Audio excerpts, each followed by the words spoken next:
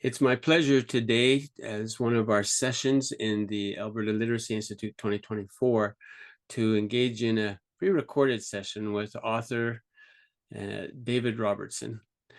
Just by way of introduction, David Robertson is a two-time Governor General's Literary Award winner and has won the TD Canadian Children's Literature Award and the Writers' Union of Canada Freedom to Read Award. And I do love that phrase, freedom to read. Hopefully we'll get touch on that.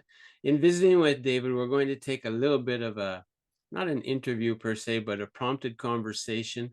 We've identified a couple of topics that we want to hit on. David has received several other accolades for his work as a writer for children and adults, a podcaster, public speaker, and social advocate. In 2023, shortly after being on our podcast, but not because of being on our podcast, David was honored to receive a Doctor of Letters at the University of Manitoba for outstanding contributions to the arts and distinguished achievements. A member of the Norway House Cree Nation, currently lives still in Winnipeg, travels the world, and we'll maybe hear a little bit about some of that as well.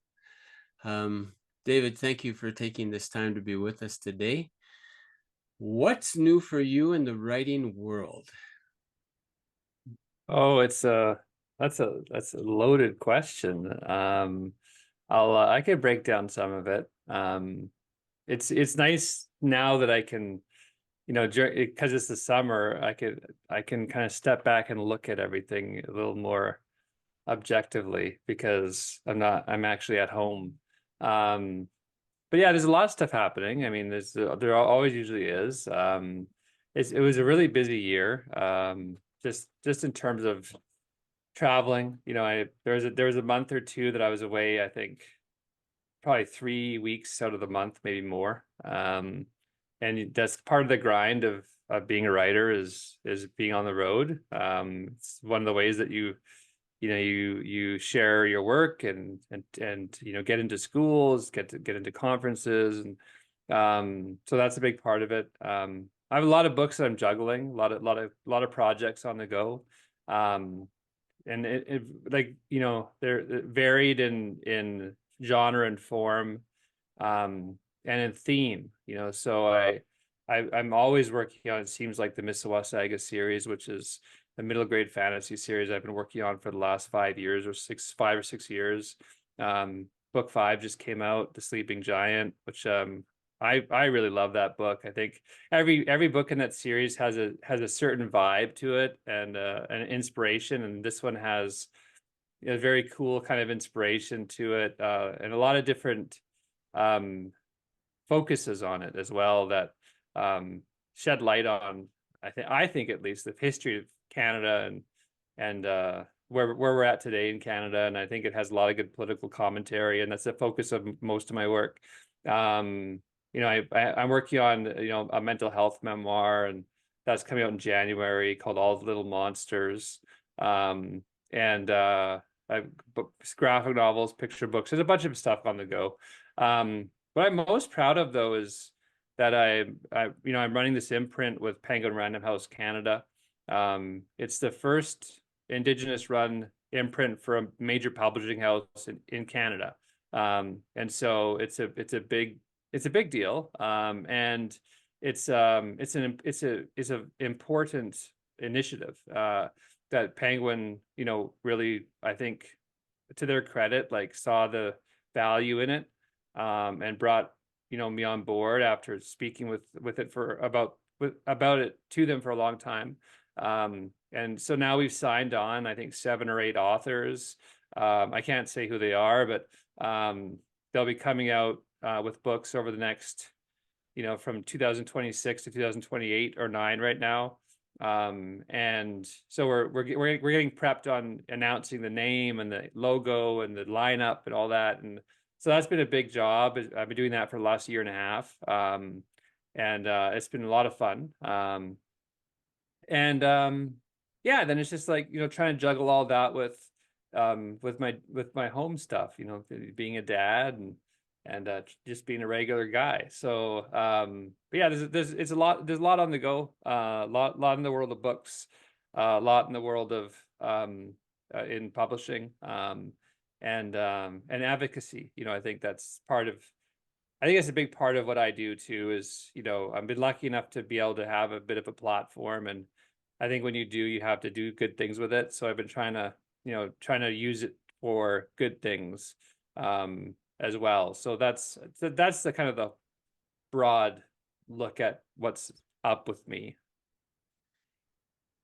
That's a pretty broad, well, pretty amazing series of activities that are up with you. Let's start with the classroom teacher bringing books in, adding to their library at all grade levels. As you say, you've written and received awards from children's picture books all the way through.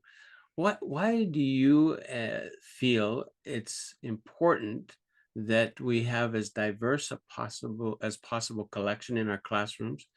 And in addition, if you could touch maybe a little bit on where the Misawa saga has taken you in the writing and why that might be a consideration for teachers.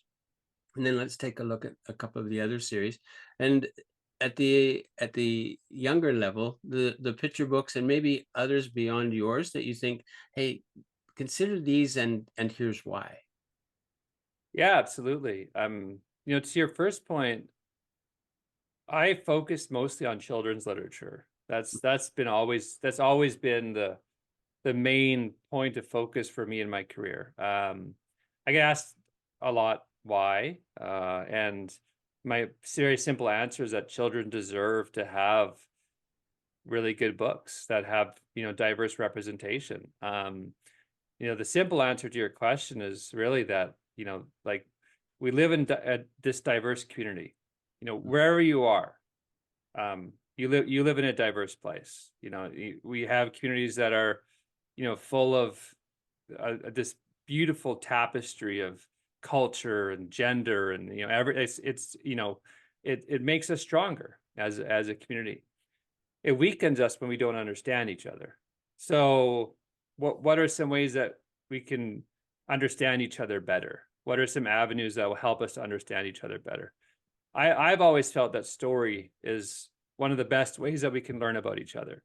And there's the very famous saying, which I wish I could remember the attribution to it, but books being mirrors and windows and sliding glass doors, and it's so true. It's not a cliche at all. It's like books are three pronged in their effectiveness in how we understand each other and ourselves in the place that we live in. And there's no better thing that we can do than come to an understanding and respect and empathy for each other. Books help us to see ourselves. Books help us to understand who we are. They help us to feel seen, empowered, valued, and conversely, if we don't have books that reflect us, we feel the opposite. We feel devalued. We feel left behind. We feel forgotten. We don't feel like we're worth writing, and so I felt that certainly when I was a kid. So that's a big thing, is that reflection is important, and a reflection that representation extends beyond just culture. It extends to mental health. It extends to gender. It extends to sexuality. It extends to all of these things where kids especially need to feel that they're seen, that they're understood, and that they can be a hero. And that, I think that's very, very important. And then of course, like books help us to see through this doorway or this window and understand someone else's life, and see what they're going through.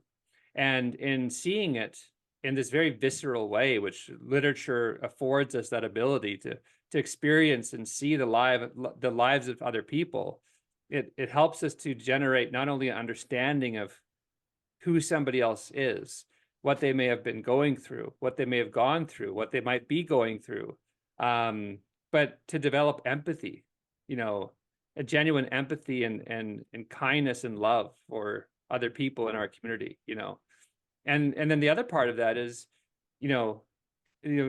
I pause to say, learning how to, what it's like to walk in somebody else's moccasins, but it's, it's true. It's like, what is it like to walk in somebody else's shoes? It's, and that's the third part of it is, we walk through that sliding glass door, and we're for a little bit, we get to live someone else's life, and that's what a great book does, and so one of the, I think that the dedication on the Sleeping Giant, which is the fifth book in the Mistawag Saga series, is books are portals.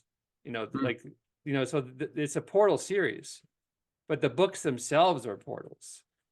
Because they help us to transport ourselves into somebody else's lives and experiences, and in so doing, it helps us to see the world through someone else's experiences, and that all of that helps us to come to a better understanding of ourselves and each other in this community, in this place. So I mean, there's nothing more important that we can do in the books that we bring into the classroom than ensuring that we have diverse literature, that's representative literature in our classrooms, in our libraries. There's nothing more important, so that's point number one. And then I don't want to focus entirely on my own work. What I will say is that there is a wealth of diverse literature out there. I'll tell you about two of the things that you mentioned, just because obviously I think that the work that I've done is somewhat contributed. The Mistawag Saga is a series that not only has that representation in that you have two Cree children, that they're in foster care. I've heard from a number of different Indigenous people who've been through foster care who've appreciated reading this series because they've never read a book with heroes who've been in foster care who are Indigenous before. And that is astounding because in foster care in Canada, there is a representation of Indigenous children of almost 60%. That is a huge number, and we don't. There's hardly any literature about it. In fiction, in fantasy, in sci-fi, in dystopia, whatever it might be. So that representation is needed, and there's not enough of it right now. So Mistawag Saga does that, I think, quite effectively. It also has a representation of mental health in it. There's Eli, Morgan, who are the two main characters. Eli's powers manifest themselves initially because of a buildup of anxiety. So he learns deep breathing techniques in order to control his power. It's very much a metaphor for anxiety, mental health, and wellness, right? So it's very deliberate. So the other thing too is with this series is that every single book addresses relevant contemporary issues or acknowledges historical issues on what we now call Canada. So The Sleeping Giant, The Portal Keeper, which is the preceding book, that was very deliberately a series that two books that were based off the history of the Beothuk people in Eastern Canada, where the Beothuk people were wiped out by settlers who came into Eastern Canada, established St. John's, and cut off the Beothuk people from their food supply, which was fish primarily, and then made the great auk extinct, which was their secondary food supply. And so they died of starvation. They were kidnapped and taken into like these communities that were foreign to them, like St. John's. They were taken overseas and paraded around like they were circus animals. And people had to pay money to see them. And in the process, got famine and disease. And so within like a very short period of time, relatively, they were gone. And so this last two books in the series, it looks at that history and it emulates that history through the plot. You have this new village of animals who are being kidnapped literally by colonizers, and they're brought in and exhibited in a zoo. So Morgan and Eli and their friends are trying to rescue them and trying to figure out how they're going to rescue them. So every single book has a very important and relevant theme to it. So, if you want to have a book in the classroom that helps you address, in the Barren Grounds, environmental protection and climate change, it's there for you. Anti-bullying is the Great Bear. Book 4 and 5. Colonization. The Beothuk people, like, genocide. So like, and with middle grade fantasy, so you can do so many incredible things with like fiction, with children's literature, with fantasy. There's so much realism in fiction. It's incredible, and I love that you're able to do that. And so this series, I think, is very nuanced and is able to address some very powerful and important things in the plot, woven into the plot, while not losing sight of the fact that this series is for kids and this series is fun. And so you can finish reading this book, The Sleeping Giant, and you can be like, oh, that was a super fun, really exciting read, a fast read. And then you're like, oh, wait a minute, I learned about this, and I learned about that. And teachers can pull that out of that book and fashion that into lesson plans and really relevant and important topics in the classroom. So that's the Mistwalk Saga series. And I like to think that most of my books have that ability, and that's why, like, when I started writing, my first book was 7 Generations. My only thought was, and the only thing I cared about was, I want these books to be in classrooms. That's it. And if they did well outside of classrooms, that was great. If they did well outside of libraries and classrooms, that was a bonus. But I wanted them to be taught more than anything else. And I still want that. I still want my books to be taught. And if I get to the bestseller list, that's just gravy. That's a bonus. That doesn't matter to me. I want kids to learn. And so there's a wealth of books that do that. And then the Reckoner series is just a series that, just quickly, it's about a Cree superhero. We have this lack of Indigenous superheroes that defy stereotype. And so this book does that. It's this new Cree superhero, Cole Harper, the Reckoner, who is this real, authentic character who doesn't have stereotypical Indigenous powers, who is dealing with mental health and anxiety. So he fights crime, but he also has to take medication for his anxiety. He also has to integrate practices of wellness for his mental health struggles in the book, and accept that as a part of who he is, in order to function as a hero for what he has to accomplish in saving his community. So The Reckoner is like a really, as well, nuanced series that, it's a lot about character. It's a lot about, again, representation. But this book more than anything is a book about mental health. And so, yeah, but all my books, I think, I'd like to think, have qualities about them that are educational. And that these are just 2 series that, as an example, I think accomplish a lot in a relatively small amount of pages. Where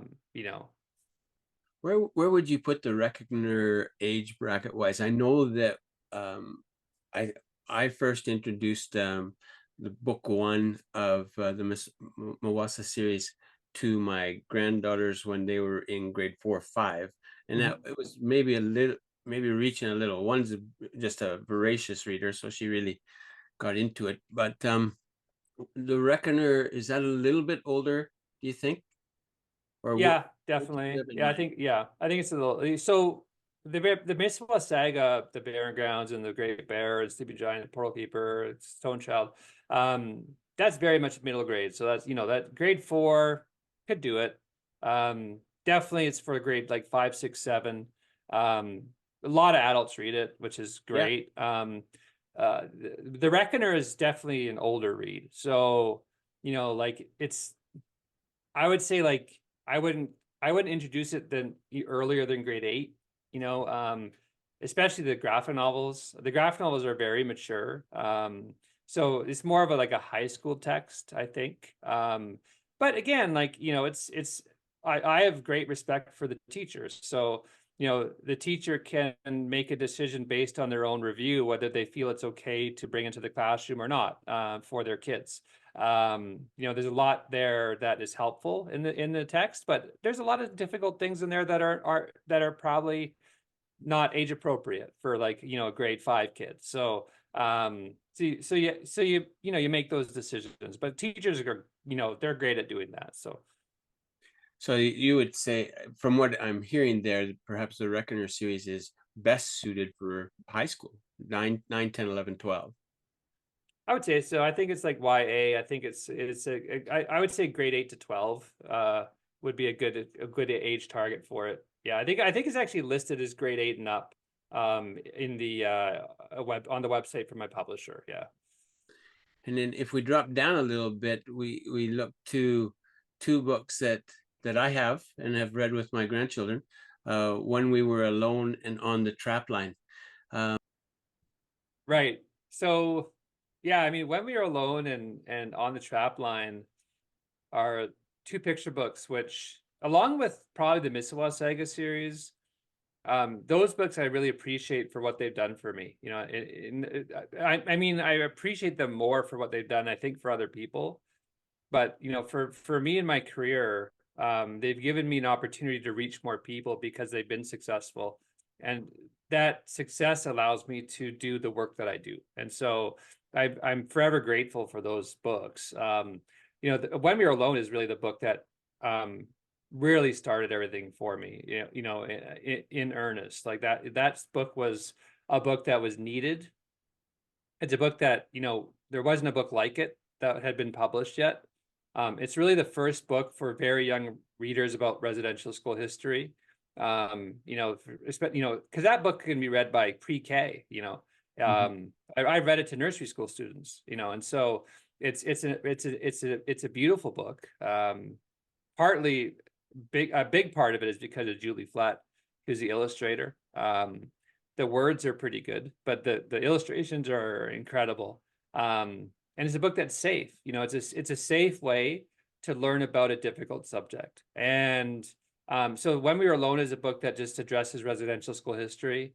It addresses the past, but it also at the same time balances the past with empowerment. So, you know, there's a girl who has her hair cut when she's younger. And as a grandmother, speaks about how she always wears her hair long now because it helps her to feel more like herself. You know, the same girl is not allowed to speak her language, is not allowed to see her family, and now sees her family all the time. Now speaks her language all the time, and so it's a great book that looks at some main ways in which the government or the church tried to eliminate identity, and how Indigenous people have started to reclaim those things. And so it's a book ultimately of empowerment as much as it is about a traumatic history. It's about education and empowerment, I think. And so that book has been, you know, and I've never heard a bad word about that book. You know, I've never had a teacher or librarian, a parent, you know, say to me, you know, this, how dare you, or so, you know, something like that. Like this, you know, this book is, you know, not appropriate for kindergartner or whatever. It's been beautiful. The whole thing with When We Were Alone has been beautiful for a hard subject. On the Trapline is a book that I wrote after a trip to the Trapline with my father in 2018. And it's a quiet book. You know, it's a book where I wanted to, you know, so that trip with my dad was a trip that he died the next year. And I remember going with him to the Trapline, just feeling like calm, you know, like this is where I belong. This is like, because my family grew up there. So I felt like this is home to me. I feel calm here. This is, to me, this is community. This is what community is. And so I thought, well, there's something there for everybody. And so I decided to write this into a picture book that everybody could benefit from. And so it's a book that incorporates language in a really beautiful way.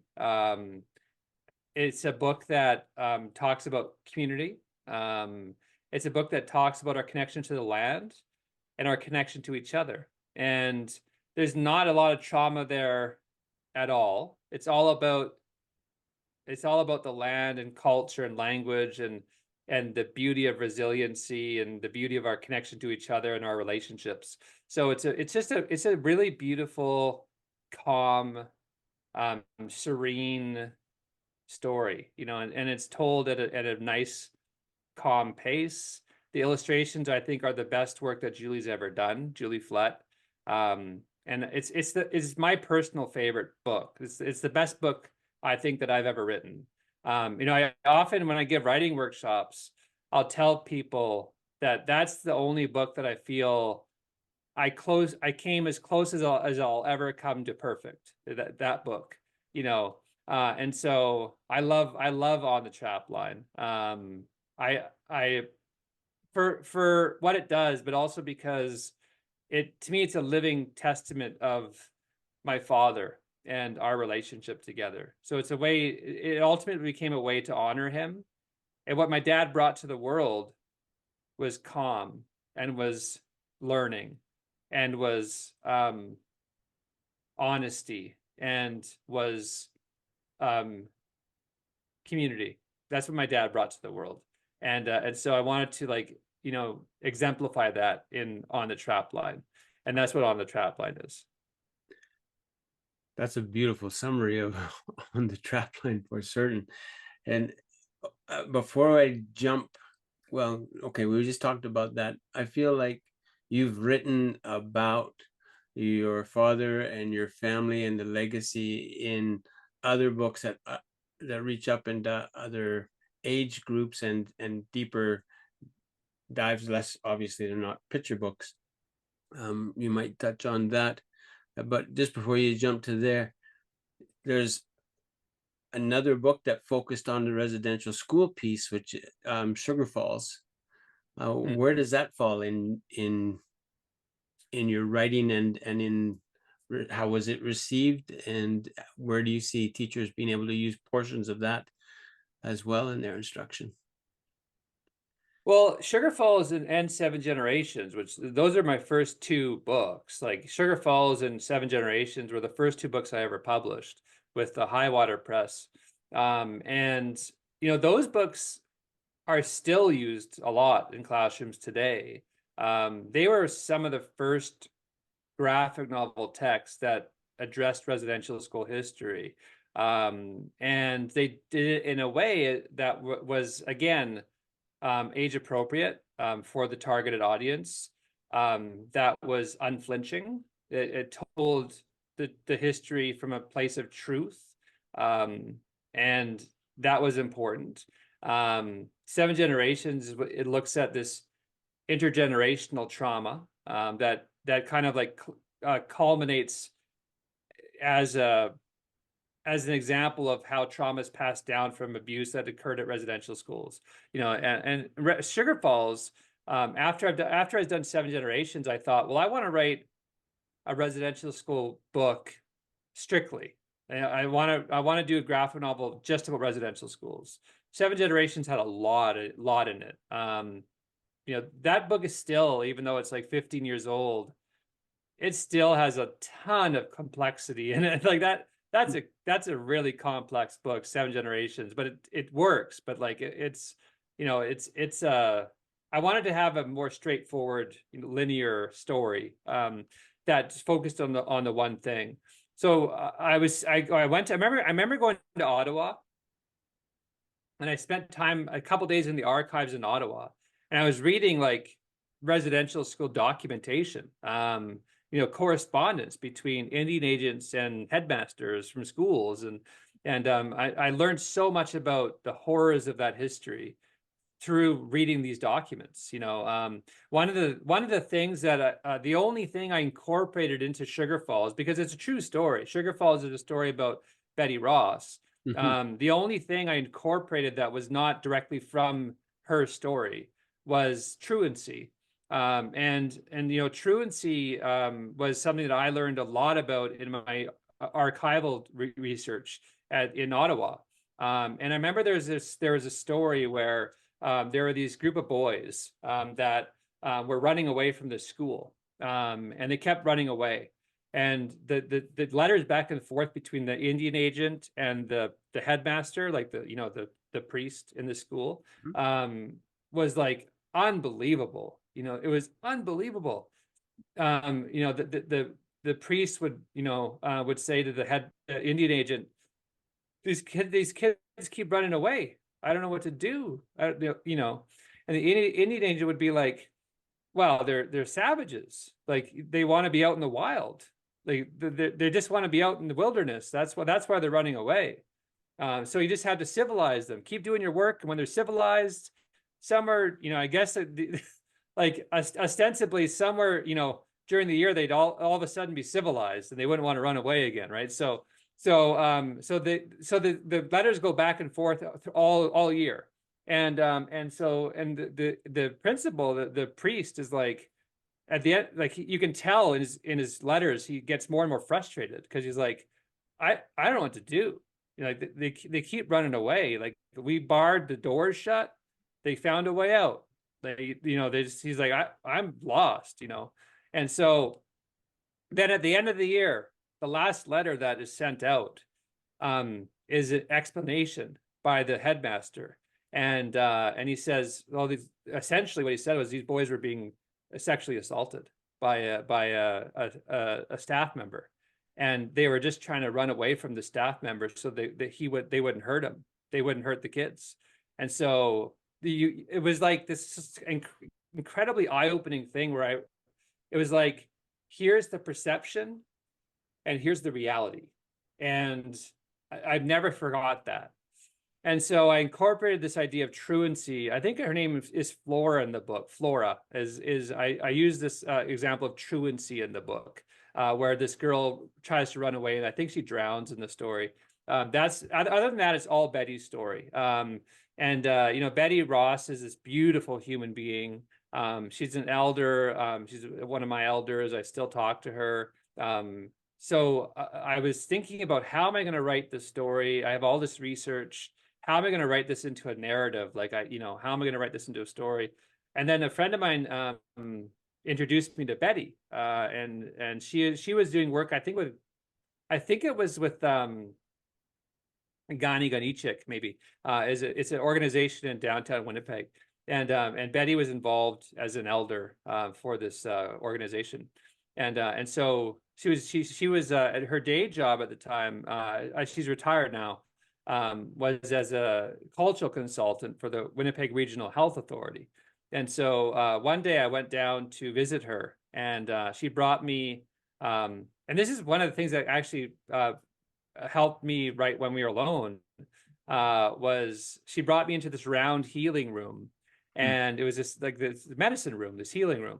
And I remember there was this there's this medicine wheel in the middle of the room, like this medicine wheel, like here. And so she sat me down and she said, just hold on a sec, I'll be right back. She's wearing these office clothes. So she leaves the room, and I'm left by myself in this round room, and I'm like, just wondering, like, what do I do here? Like, I'm it's a little awkward. I'm all by myself. And then Betty comes back, and she's changed into these beautiful, colorful robes. And I remember asking her, like, why did you change? And she said, well, I changed because when I was a kid in school, Cross Lake Residential School, they never let me wear the colorful clothes that I love. And so now I wear these clothes all the time. And I remember thinking, like, I need to remember that. That's like, and that's it becomes a part of When We Were Alone. Anyway, so she sat down with me, and I gave her tobacco to tell her her story, and she told me her life story, and it was the first time she'd ever shared her experience at Cross Lake Residential School with anybody, and I'm still so honored by that. And she told me her story. I listened to her. I didn't say a word, and I just listened, and that's what we need to do. When we're learning, we need to just listen, and so I just listened to her. I think she was talking for 2, 3, 4 hours, and she just told me her entire story, and I just listened, and I was crying, and it was very emotional, and I couldn't believe what she had gone through, and then at the end of this time we spent together, I remember just asking her, like, Betty, can I tell your story? Cause I just felt like this is a story I need to tell. But of course I can't, it's not my story to tell. So I just said, like, can I tell your story? Can I honor you in that way? And she said that I could. And so she gave me permission to tell her story. So I adapted her story into Sugar Falls. So Sugar Falls is just a story that's Betty Ross, and it's her story about, how she came to be adopted by her father, and then how, as a young girl, she was really just unceremoniously just taken without permission, by the headmaster out of her home and brought to the school without even a word to her parents, just taken, and then the horror that she went through at Prospect Residential School, but her resiliency and how she survived that experience, and in not being allowed to speak her language, in being sexually assaulted, in being beaten for speaking her language, like kicked in the head so hard that she still has no hearing in one of her ears. She left this school eventually. She went to Assiniboia Residential School in Winnipeg for the end of her residential school experience. She spent most of her years in Cross Lake. She became a language consultant. Like, she's just like many survivors, she is a powerful human being who faced hell and came out the other side. And I just wanted to tell a story that spoke to the horror, but also addressed the resiliency of the people of Turtle Island, Indigenous people of Turtle Island. And so that's what Sugar Falls is, and this is not to say, by the way, that, if people who came out the other side of this schooling, who struggled, they're not less than anybody else, and people who didn't survive, that's a part of this big story, right? But this is Betty's story. So, and Betty's story, yes, you can extrapolate Betty's story into a lot of experiences. But it was a way in which, for me, I could connect to other stories, other experiences through her life, and what she went through. And Sugar Falls, I think, is still my best-selling graphic novel. And we still donate a lot of the proceeds from this book to organizations. So if you bring this story into the classroom, you're also supporting organizations that we donate to. We don't make a big deal of that because we don't want any attention on ourselves for it. But we do support, other organizations through the proceeds of this book. And it's an important book for me. It's an important book for Highwater Press. And it's an important book I think, for Canada. Like, I think it's helped people learn about this history in a way that is very, it's just a very powerful way to learn about this history, a very empathetic way to learn about this history, and a very, like, real, unflinching way to learn about this history. And that's what Sugar Falls is. Boy, am I ever glad I asked that question. My goodness. You've talked about empathy, developing empathy, heroes. Pretty hard to think of Betsy Ross as not being a hero, although I'm sure she doesn't, or would never be one to step to that. You mentioned earlier in the conversation, mirrors, windows, and sliding glass doors, and desired, what's the reference on that? It's Dr. Rudine Sims Bishop's work that Thank you. Yes. that introduced that, and that is so vital, and it is, it is your work, and I'm thinking of your work in a different way. You were talking about truancy, and back when we first met in our first podcast recording, we talked about this Valley of the Bird Tail, and you're talking about why did they run away and why did they run away. And I imagine when you read the book and you got to the story of Jim running away and running for 3 days to get home, and he arrives home and is he's survived, and his father's first words or second words besides "I love you" to him was, you have to go back, right? Because if you don't go back, we go to jail. Hmm. And the number, well, and one of the other main characters in and they're not characters because this is a nonfiction piece of work, as is Sugar Falls, in that it's based on Betsy Ross's life. Yeah. But one of the main family lines in here, she too had lost her hearing from a slap Hmm. that had ruptured her eardrum. And Hmm. I imagine that as you read this book when it first came out, or perhaps you even had a pre-published copy, but you were like, here it is again. And your thoughts on that nonfiction connected with your writing. Well, I mean, it's all a part of a real history, like the stuff that I've done is, I would say it's historical fiction. Yeah.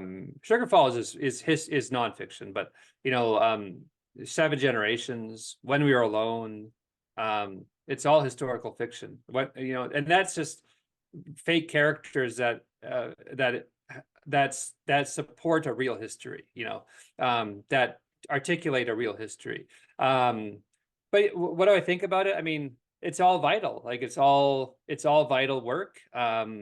Valley of the Bird Tail is a, I remember talking to Stobo.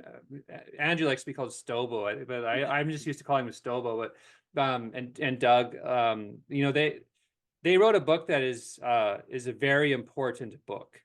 And I remember talking to Stobo before when it just was coming out, and he was a little concerned about how well it would do. That book is a phenomenal book, and a book like that does well for a long time. And I remember telling him that. I said, I told him, like, you just be patient because this book it'll do better over time, and it'll do well for a long time. And I believe that is the case. I think it's done that, because this is like, books like Valley of the Bird Tail, books like Sugar Falls, they're books that document a history that we cannot ever forget, that will teach us about that history from a real perspective, that will not shy away from the truth that everybody needs to know, and the realization that whatever genocidal practices that were used in this colonial system were unsuccessful, that indigenous people are still here. And I think that's a big part of this too, is that the conversation always has to be not only about the difficult things that happened in the past that are still happening today, but that we are still a strong and powerful and resilient people, and that we're reclaiming the things that they tried to take from us. And it's all part of a conversation that we need to always be having, and books are not only a way that we can document that history, but a way that we can keep it alive, and learn from and talk about, and it enables you, whoever's listening to this, to become a truth teller yourself. The part of the I think the process of reconciliation is shouldering the burden of truth together as a community, and stories help us to do that. They enable us to be knowledge, not knowledge keepers, but truth tellers, Mm-hmm. and so, like, I think there's a process. We can dissect reconciliation for a million years, but, like, I think one of the roles that we have as Indigenous people is to tell our truths, is to share our truths, and to have the space to do that, because for a long time we didn't. But eventually, we need to have people walk with us to share that truth, whether you're indigenous or non-indigenous, and so and to be a truth teller, and so we learn a lot about that through story. So yeah, so any of these books, I think the important thing about them is that they document history, but they enable us to tell the history from a place of truth, and and I think that, like, that's why these books will never, at least from my perspective, that's why these books will never lose relevance. Valley of the Bird Tail will always be a book that people will read. Sugar Falls will always be a book that people read, that they'll use in classrooms. And all you'll see over time is that more and more texts are being written that we can use. That the body of work has grown, but that just means that there's more truth out there for us to use and to learn from, and so yeah.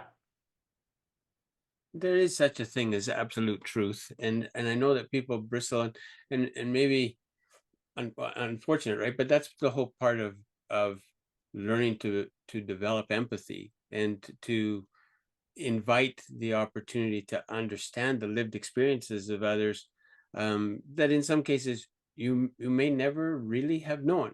And that's what you're doing when you're writing. Historical fiction is historical in its roots, as you say, and is done in a fiction form in part to entertain, but always to enlighten and draw people in.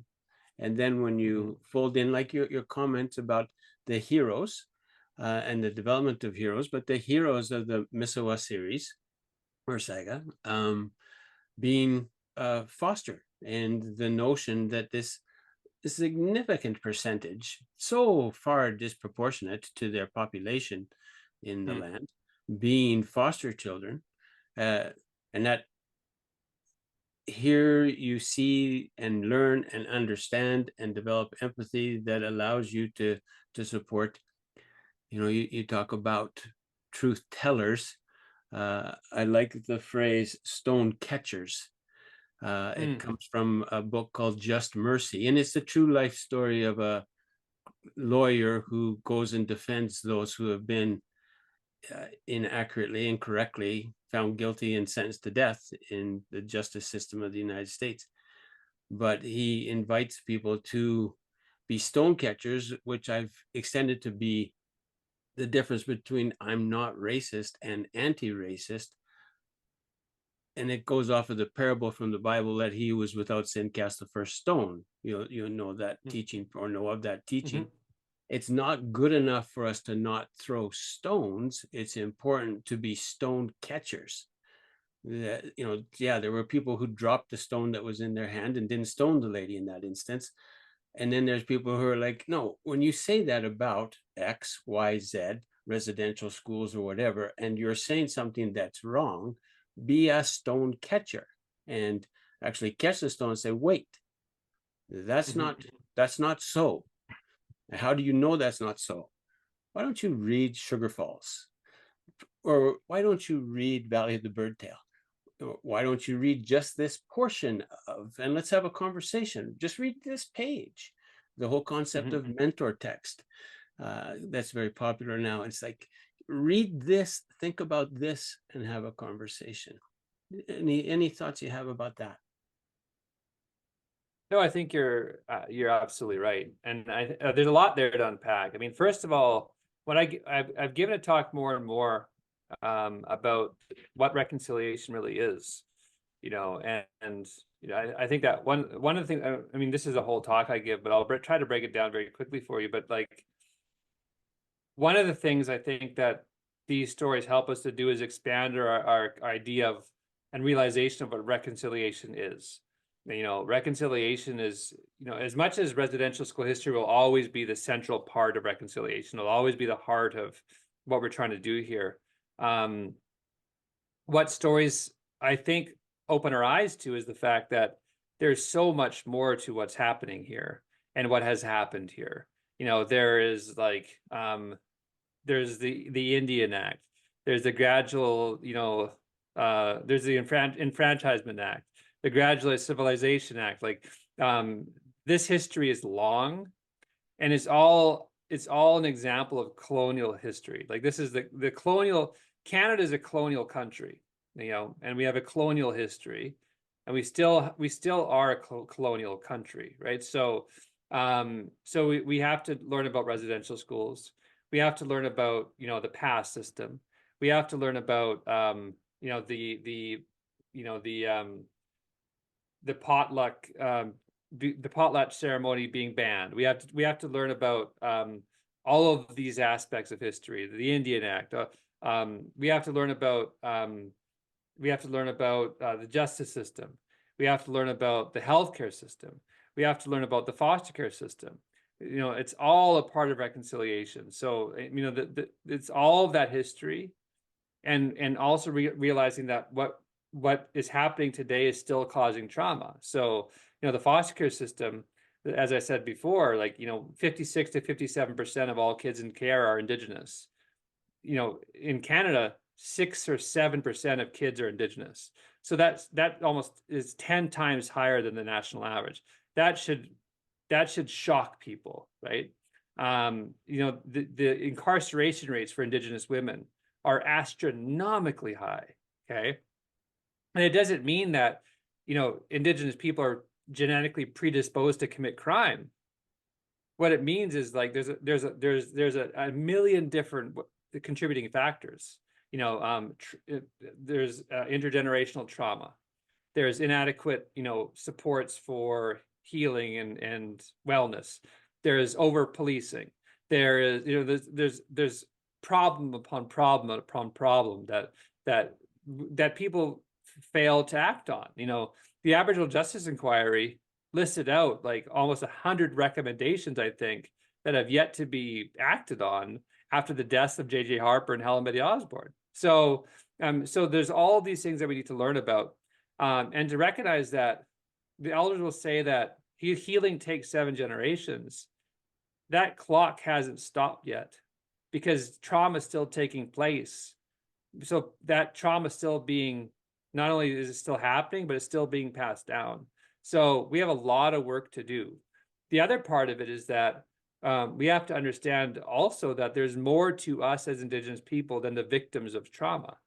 Mm-hmm. We are more than just the sum of our trauma. And that's why stories like On the Trapline are so important, and works by other Indigenous authors, is that we have beautiful cultures. We have beautiful languages. We have resilient communities. We have revitalized communities. We have these parts of us that people don't see, that books help us to see. They put on, I guess, they put windows on the walls and help us to see out of them into this reality that maybe a lot of us aren't aware of. And I think that the beauty of our culture and our peoples across Turtle Island is a part of reconciliation too. When I give a talk to people, I don't want them to see me as a victim of the sum of my trauma. Yes, that's in my history. My grandmother went to residential school. My dad went to a day school. I was, picked on as a kid for being brown. That all happened. But I'm this too, and that's a big part of who I am also. And so that balance is important. And so all of that is a part of reconciliation. Mississauga is a part of reconciliation. Waubgeshig Rice's work, Moon of the Turning Leaves and Moon of the Crusted Snow. Those are texts of reconciliation. The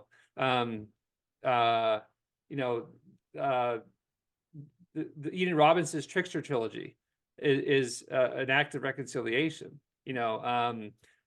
There's Julie Flett's picture books, beyond just the ones she's done with me, because she's done a lot of them. Bird Song, acts of reconciliation. So it's all a part of what we're trying to do here. What are we trying to do here? We're trying to collectively heal as a country, from the history and the contemporary systems that have disproportionately affected a group of people, that has affected everybody as Canadians, and the more we learn about what has happened and what has happened and what is happening, and the more we learn and see each other in real ways, the stronger our communities will be. And that's when you see true healing happening, right? And so that's what I see in story, and that's what I see in reconciliation, and that's what I see in where we need to go, and I think, probably to sum everything up for your question, which I hope I've answered, is the main key for it all are kids. That's the main key for it all. The kids are the answer. And our main role as adults is to equip children with the knowledge that they need to make better decisions than have been made in the past, and to make lasting and meaningful change occur in our country that will benefit everybody who lives within these borders, these imaginary borders of Canada, and so the kids are the key. And that's why we need to feed them stories that will prepare them to do the work. And anyway, that's my thoughts on the whole thing. But those are beautiful thoughts, and I love where you ended up here. I feel like this is an appropriate place to say the end of this visit, so to speak. If I just think, yeah, those concluding words, I would end it there, and you've left us with a challenge, an invitation. I like the word invitation much more than challenge, but the invitation as teachers to be mentors, be examples, be readers, and open the path, open the windows, open the doors for our students at all ages. And you have written for all ages. Like I say, all of us as adults can read every one of these books. And we can read them with our children, we can read them with our students, we can read them with our grandchildren, we can read them with our spouses, and let ourselves think and go ahead and write about those things. I am very intrigued, and perhaps that's the next visit with David Robertson, the David Robertson writing workshop for teachers in Alberta, who could subsequently then use those skills and pieces with their students. But I know I already gave my final thought, but if kids are the key, that means that teachers are the front lines of reconciliation. They're the one of the real drivers of reconciliation. Teachers and librarians, and that's why, like, I have so much respect for teachers. I have so much respect for the work that they do.